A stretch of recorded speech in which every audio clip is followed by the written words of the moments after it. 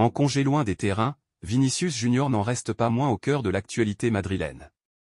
À 25 ans, l'attaquant brésilien continue de faire parler de lui, alors que son avenir au Real Madrid alimente les débats. Sa prolongation de contrat est sur toutes les lèvres. Mais dans une interview accordée au magazine GQ, le joueur a tenu à clarifier les choses, il se sent pleinement épanoui à Madrid et plus ambitieux que jamais. Jouer à ce niveau, porter les couleurs du plus grand club du monde et représenter mon pays, c'est un rêve que je vis chaque jour, a-t-il confié. Mon parcours inspire beaucoup de jeunes, notamment au Brésil. Savoir que mon histoire peut leur donner envie de croire en leurs rêves, c'est une grande fierté. Loin d'être rassasié, Vinícius voit encore plus grand. Son objectif ? Laisser une trace durable, bien au-delà du rectangle vert. J'ai déjà réalisé de belles choses, mais mes rêves ne s'arrêtent pas là. Je veux continuer à gagner des trophées avec le Real Madrid, remporter des compétitions majeures avec la Seleção, et surtout inspirer la prochaine génération, explique-t-il. Ce que je veux, c'est bâtir un héritage qui dépasse le cadre du football. Et pour cela, il peut compter sur sa fondation, un projet personnel qui lui tient particulièrement à cœur. Grâce à ma fondation, je travaille pour améliorer le système éducatif au Brésil. J'ai conscience de ma responsabilité en tant que figure publique. Être un exemple, ce n'est pas juste une question d'image. C'est une mission. Modeste et déterminé, Vinícius insiste sur l'importance de rester fidèle à ses racines. Je fais de mon mieux pour rester concentré, humble, et ne jamais oublier d'où je viens. En fin de compte, je veux montrer qu'avec du travail, de la discipline et du respect, tout est possible. Interrogé sur les personnalités qui l'inspirent, le Brésilien n'hésite pas Cristiano Ronaldo, d'abord, pour son obsession de la performance et son éthique de travail irréprochable. LeBron James ensuite, qu'il admire autant pour ses exploits sportifs que pour son engagement communautaire. Et bien sûr, les légendes brésiliennes Ronaldo, Ronaldinho et Neymar, qui ont marqué l'histoire du football tout en incarnant la joie et le talent à la brésilienne. À travers ces mots, Vinícius Junior envoie un message fort. Non, son histoire avec le Real Madrid n'est pas terminée. Mieux encore, elle est en train de s'écrire. Et le natif de São Gonçalo semble plus motivé que jamais à en faire l'un des chapitres les plus brillants de sa carrière. Le Real Madrid a officialisé ce qui faisait déjà beaucoup parler ces dernières semaines, Kylian Mbappé portera le mythique numéro 10 la saison prochaine. Un changement qui dépasse la simple symbolique d'un chiffre sur un maillot, et qui a déjà déclenché une véritable onde de choc dans la capitale espagnole. Pourquoi ce numéro? Pourquoi maintenant? Et quels en sont les enjeux, aussi bien sportifs que commerciaux? Le numéro 10 n'est pas un simple chiffre sur le dos d'un joueur. Il incarne l'histoire, la magie, la créativité et la responsabilité au sein d'une équipe. À Madrid, ce numéro a longtemps été porté par des légendes de Zidane à Ronaldo, en passant par des stars comme Di Stefano ou Raúl. Prendre le 10, c'est s'inscrire dans une lignée prestigieuse, mais aussi s'exposer à une pression colossale. C'est un signe fort que le club envoie à son prodige français, tu es la pièce maîtresse de cette équipe, celle autour de qui tout doit graviter. Pour Mbappé, qui n'a que 26 ans mais déjà un palmarès impressionnant, ce numéro est à la fois un défi et une opportunité. Arrivé à Madrid avec le numéro 7, il avait d'emblée attiré les regards, mais aussi les comparaisons avec Cristiano Ronaldo, qui a rendu ce chiffre iconique dans la capitale. En changeant pour le 10, Mbappé affirme son identité propre, sa volonté de devenir l'emblème incontesté du Real. Cela traduit aussi une certaine confiance du club à son égard, après une première saison mêlant éclairs de génie et périodes plus compliquées. Mais derrière cette décision se cache également une stratégie marketing clairement assumée. Le Real Madrid est une marque mondiale, et la vente de maillots est un levier économique majeur. Le numéro 10 est le plus bankable du football mondial. Il attire les regards, il fait rêver les fans, il se vend à toutes les sauces. Le club le sait et joue finement, associer Mbappé au 10, c'est relancer la machine à produits dérivés, à merchandising, à retombées financières gigantesques. En pleine course contre la montre face aux autres géants européens, le Real ne veut pas laisser filer l'opportunité de maximiser ses revenus. Sur les réseaux sociaux, la Mbappé mania repart de plus belle. Les maillots avec le numéro 10 se vendent déjà par milliers, et les campagnes publicitaires ciblées exploitent pleinement cette nouvelle identité.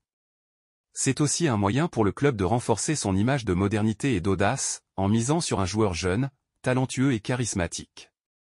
Sportivement, le changement de numéro est un signal fort, mais il ne fait pas tout. Mbappé devra démontrer sur le terrain qu'il est digne de ce numéro prestigieux. Le Real Madrid attend des titres, des performances majeures, et une capacité à porter le projet collectif vers le succès. Le pari est ambitieux, transformer la star commerciale en leader sportif incontestable. Cela passe par des progrès dans son jeu, une régularité accrue, et une capacité à briller dans les grands rendez-vous. Jacobo Ramón quitte le Real Madrid pour rejoindre Côme, un pari sur l'avenir. Le mercato estival continue d'agiter les coulisses du football européen, et Côme n'est pas en reste. Le club italien a officialisé ce jeudi la signature de Jacobo Ramón, jeune défenseur espagnol né en 2005, en provenance du Real Madrid. Une recrue ambitieuse pour une équipe en pleine construction, déterminée à miser sur la jeunesse et le talent brut. Natif de Madrid, Jacobo Ramón a fait ses classes dans les catégories de jeunes du Real, l'un des centres de formation les plus réputés et compétitifs au monde. Doté d'un profil moderne, capable de défendre avec autorité tout en participant à la relance, il s'est rapidement imposé comme un joueur à fort potentiel, scruté de près par plusieurs écuries européennes. C'est finalement Côme qui a remporté la mise. Cesc Fabregas, entraîneur et figure de proue du projet sportif du club lombard, n'a pas caché sa satisfaction au moment d'accueillir sa nouvelle recrue. Jacobo est un jeune joueur très prometteur, avec de grandes perspectives. Il arrive d'une académie d'élite, celle du Real Madrid, où il a eu l'occasion de développer ses qualités techniques, tactiques et mentales. Nous sommes persuadés qu'il saura rapidement s'intégrer et qu'il aura un impact positif sur notre groupe. Loin d'être intimidé par ce nouveau défi, le joueur espagnol s'est montré enthousiaste à l'idée de découvrir un nouveau championnat et de relever ce challenge en Italie. Je suis vraiment très heureux de rejoindre Côme. C'est un projet ambitieux, spectaculaire même, et j'ai conscience de la responsabilité qui m'incombe. Je viens pour aider l'équipe, progresser, et donner le meilleur de moi-même. J'ai déjà eu une discussion avec le coach, sa mentalité et sa vision du jeu m'ont énormément séduit. Il a une exigence qui pousse tout le monde vers le haut, et c'est exactement ce que je recherche. Jacobo Ramón pourra également s'appuyer sur quelques repères pour faciliter son adaptation. Il retrouvera plusieurs visages familiers dans le vestiaire, des joueurs passés comme lui par la formation espagnole. Je connais déjà certains de mes nouveaux coéquipiers, comme Hassan, Jesús Rodríguez ou encore Nico. Ils m'ont parlé du vestiaire, de l'esprit de groupe qui règne ici, et m'ont confirmé que j'allais rejoindre un collectif soudé et ambitieux. Je suis prêt à faire partie de cette aventure.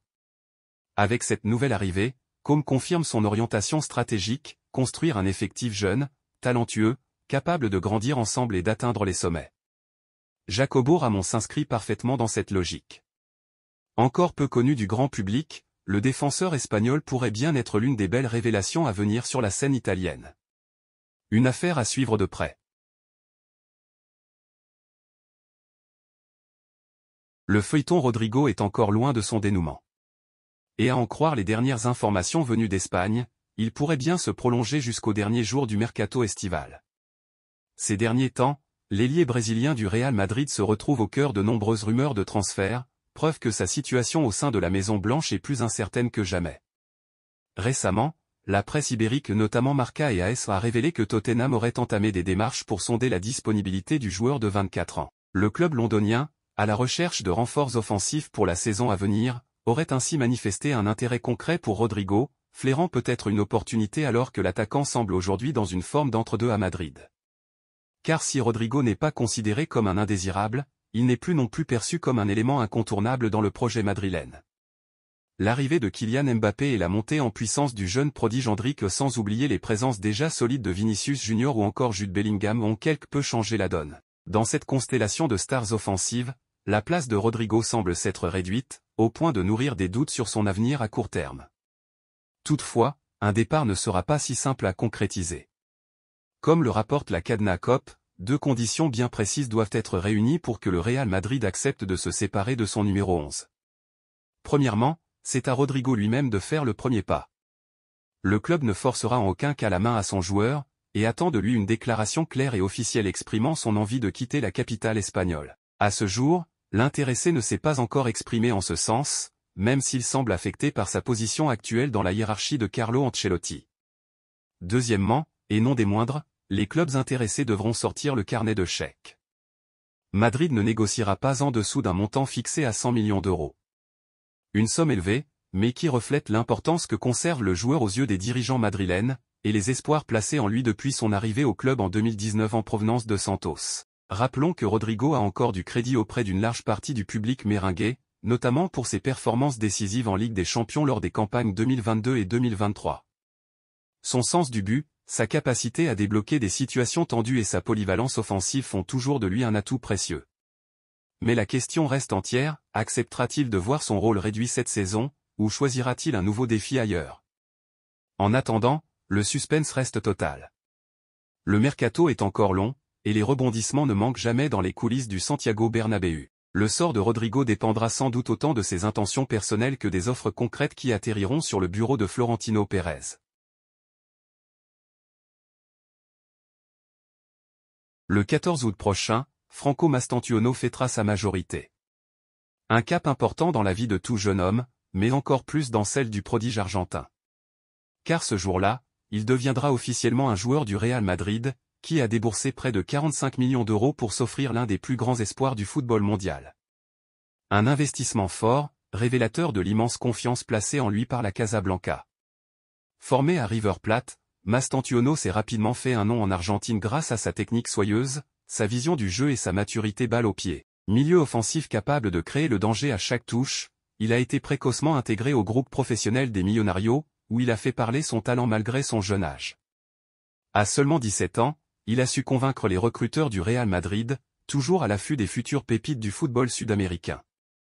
Mais contrairement à d'autres jeunes talents enrôlés dans l'optique d'un prêt ou d'une intégration progressive, Mastantuono ne fera pas de détour, il rejoindra directement l'équipe première. Selon les informations du quotidien AS, le joueur est déjà perçu en interne comme un élément important du projet sportif.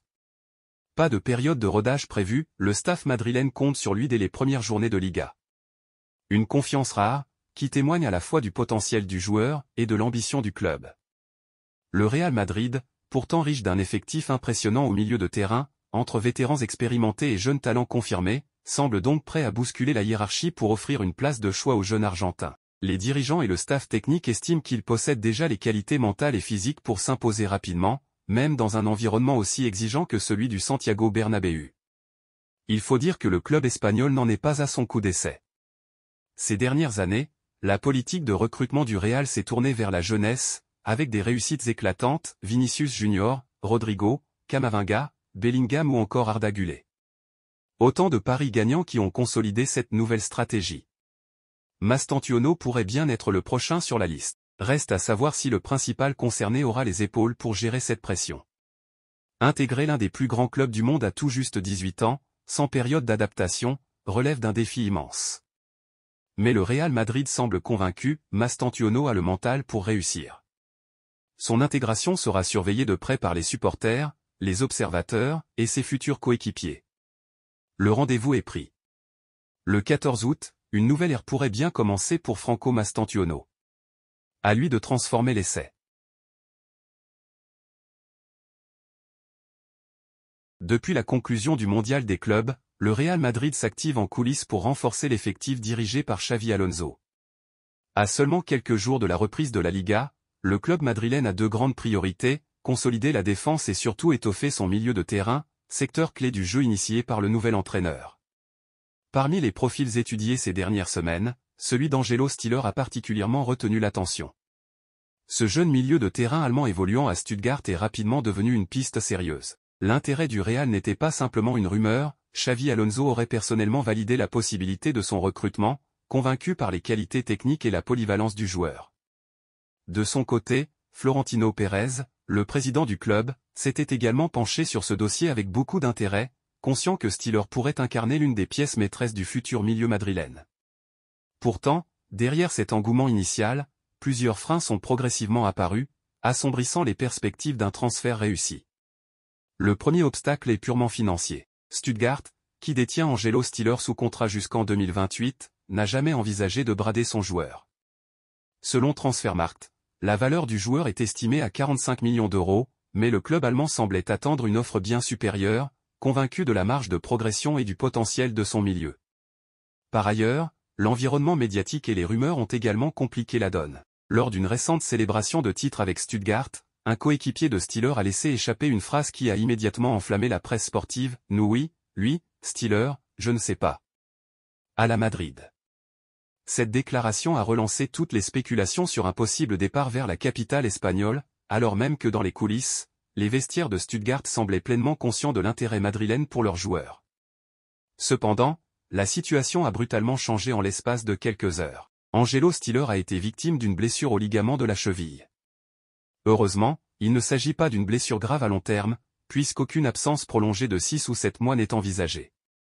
Néanmoins, la nature de cette blessure impose une indisponibilité de plusieurs semaines, ce qui empêche le joueur de participer au prochain match et, surtout, l'empêche de passer une visite médicale nécessaire à la finalisation d'un transfert. Face à ce contretemps, le Real Madrid a dû prendre une décision ferme et rapide. Par le biais de ses agents, le club a officiellement annoncé ce mardi qu'il renonçait à engager Angelo Steeler cet été. La blessure a définitivement enterré l'opération, qui était déjà perçue comme coûteuse et risquée par la direction madrilène. Avec cet imprévu, le club a préféré se tourner vers d'autres pistes plus accessibles et plus sûres à court terme. Recruté par le club italien de Côme lors de l'été 2024, Nico Paz demeure toujours en partie sous contrat avec le Real Madrid. En effet, malgré son transfert réussi vers la Serie A, le jeune milieu offensif de 20 ans appartient encore à moitié au club madrilène. Aujourd'hui, Côme affiche clairement son intention d'acquérir l'intégralité des droits du joueur afin de sécuriser son avenir et d'envisager sereinement une éventuelle revente. L'histoire entre Nico Paz et le Real Madrid remonte à plusieurs années. Formé dans l'une des académies les plus prestigieuses du monde, le joueur avait suscité beaucoup d'espoir au sein de la Casablanca. Pourtant, à l'été 2024, alors que le club cherchait à optimiser la gestion de ses jeunes talents, une offre concrète venue d'Italie est venue concrétiser son départ. Le club lombard, ambitieux et désireux de renforcer son milieu de terrain, a déboursé 6,3 millions d'euros pour s'attacher les services de Nico Paz. Mais ce transfert ne s'est pas fait dans les conditions classiques, Côme n'a acquis que 50% des droits du joueur, le Real Madrid conservant l'autre moitié ainsi que 2 options de rachat prévues pour les étés 2026 et 2027. Ce type d'accord, appelé communément « vente avec clause de rachat », est une pratique courante du Real Madrid, qui aime garder la main sur ses jeunes prodiges tout en leur offrant la possibilité de se développer ailleurs. Depuis son arrivée, Nico Paz a su se montrer à la hauteur des attentes en Serie A. Son aisance technique, sa vision du jeu et son impact offensif ont rapidement convaincu les observateurs et les dirigeants de Côme.